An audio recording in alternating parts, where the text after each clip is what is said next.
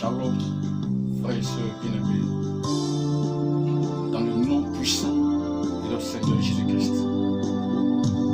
Si le Seigneur Jésus-Christ est la parole de Dieu, notre Seigneur Jésus-Christ doit être le sujet central de nos entretiens. Si le Seigneur Jésus-Christ est la parole de Dieu, notre Seigneur Jésus-Christ doit être le sujet central de nos conversations.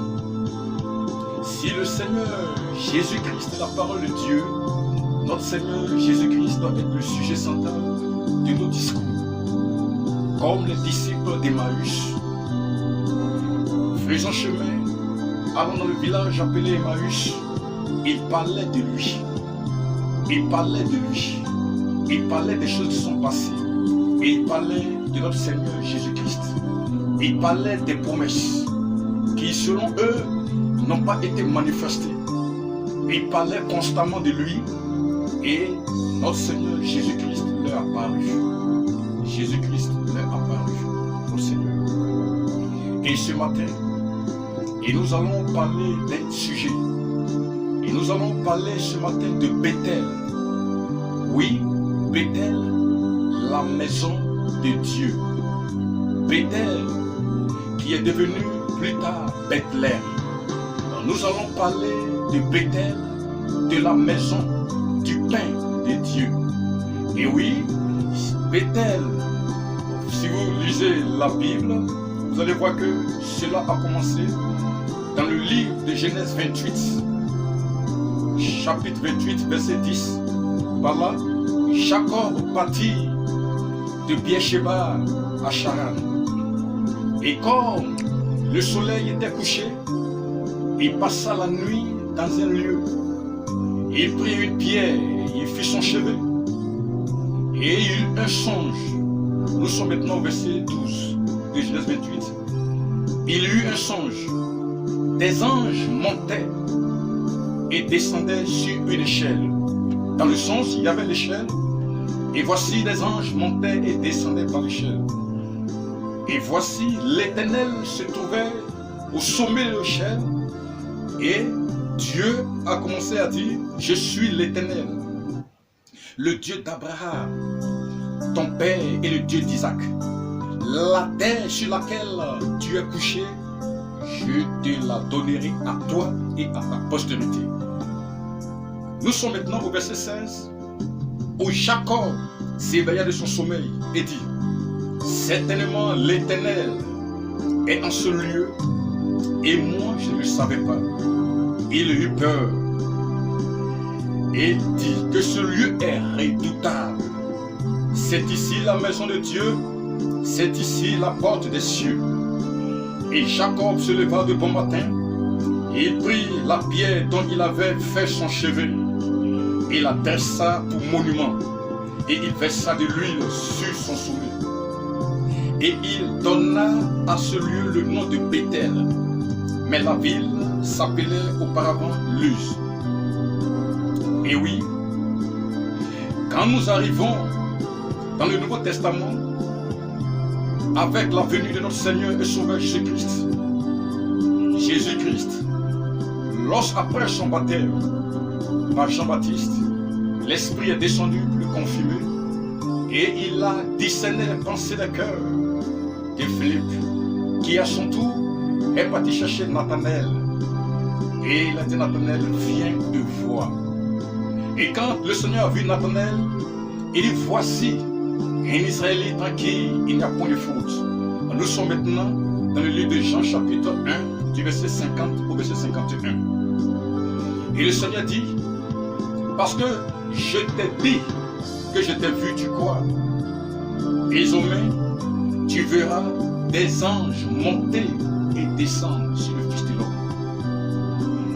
Et oui, c'était la même scène qui s'était produite à Bethel. Les anges montaient et descendaient par l'échelle. Que signifie l'échelle?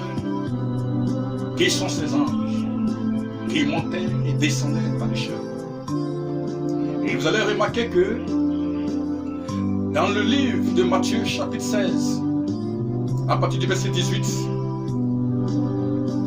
Jésus, quand il a demandé à ses disciples, Jésus notre Sauveur, notre Seigneur, il a demandé à ses disciples, qui dites-vous que je suis? Moi, le Fils de l'homme. Et Pierre a répondu, tu es le Christ, le Fils du Dieu vivant.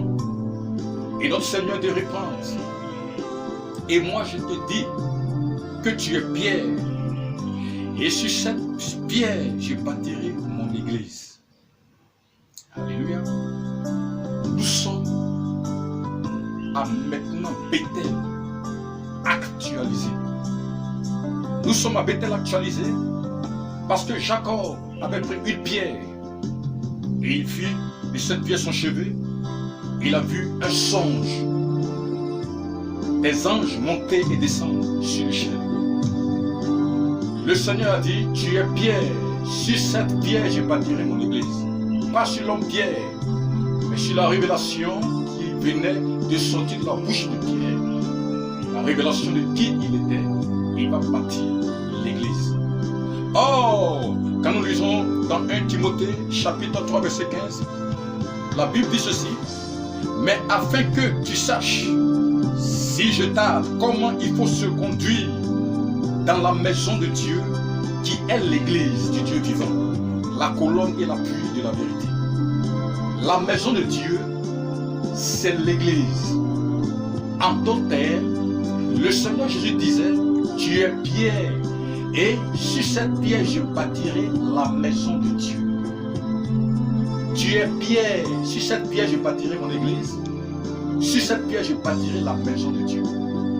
Quelle est cette maison de Dieu? Jacob a eu le songe et il a dit, c'est ici la maison de Dieu, c'est ici la porte des cieux. Et si vous remarquez dans le livre d'Éphésiens chapitre 5, à partir du verset 23, il est écrit, car le mari est le chef de la femme, comme Christ est le chef de l'église, qui est son corps et dont il est le sauveur. L'église est le corps de Christ. L'église est la maison de Dieu. Alléluia.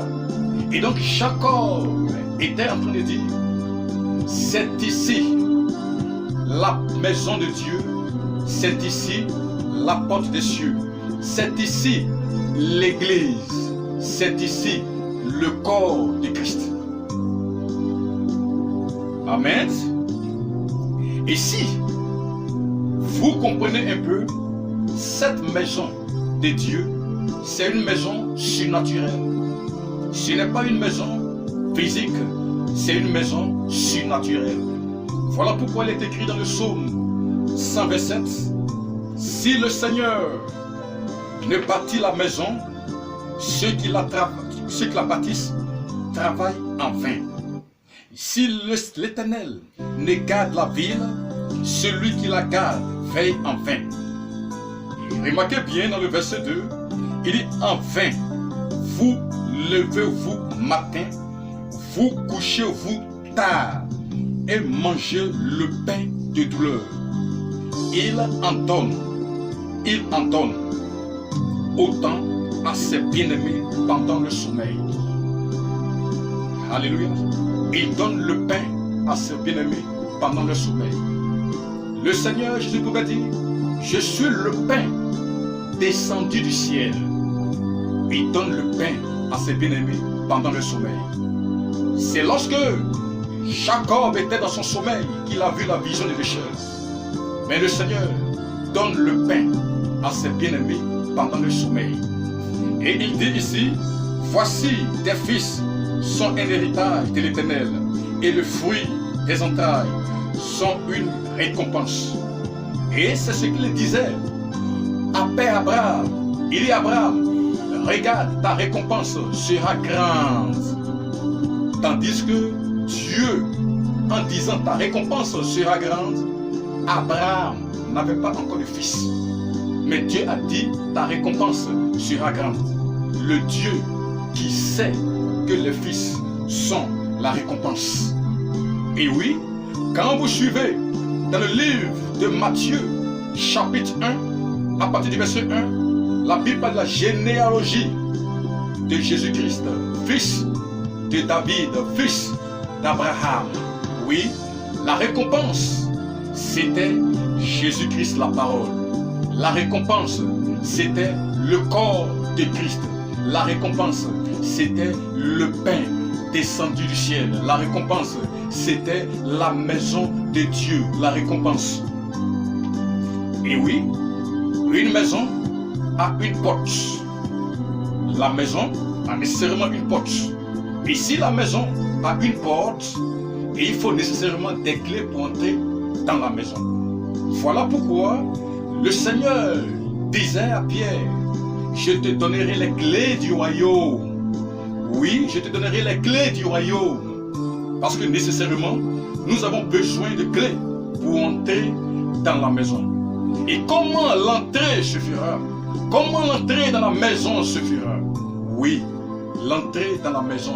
L'entrée à Bethel. L'entrée dans la maison de Dieu. Comment l'entrée se fera dans la maison de notre Seigneur Jésus-Christ? Nous voulons entrer dans la maison. Nous voulons entrer dans la maison de notre Seigneur Jésus-Christ. Et la Bible déclare dans le livre des Actes des Apôtres. Et chaque jour, le Seigneur ajoutait à l'église ceux qui sont sauvés. Oui. Et nous croyons que l'entrée dans la maison de l'Éternel, c'est de manière surnaturelle. L'entrée est surnaturelle. Voilà pourquoi vous allez comprendre que ce matin, c'est la première partie de Bethel. Il y aura une autre partie de Bethel, car l'entrée dans la maison de Dieu est surnaturelle. La maison des mystères, la maison de la parole, la maison du surnaturel. Remarquez bien, la Bible dit dans le livre de Timothée que Dieu habite une lumière inaccessible.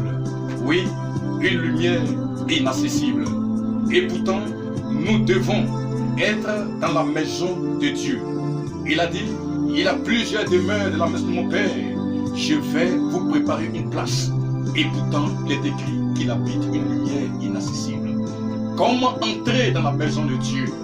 Comment avoir sa place dans la maison de Dieu? Oui, mon frère, oui, ma soeur, oui. Et nous croyons que nous allons en parler, nous allons méditer là-dessus, nous allons parler là-dessus, comment entrer dans la maison de Dieu.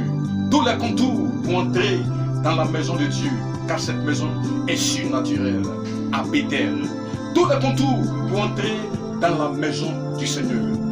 Nous allons, par la grâce de Dieu, en parler. Et juste pour vous dire ce matin que si Jésus, notre Seigneur, est la parole de Dieu, il doit être le sujet de nos conversations. Nous parlons de beaucoup de choses, nous ne parlons pas de Jésus. Nous parlons de beaucoup de choses, de programmes, nous ne parlons pas de notre Seigneur. Il doit être le sujet central de nos conversations.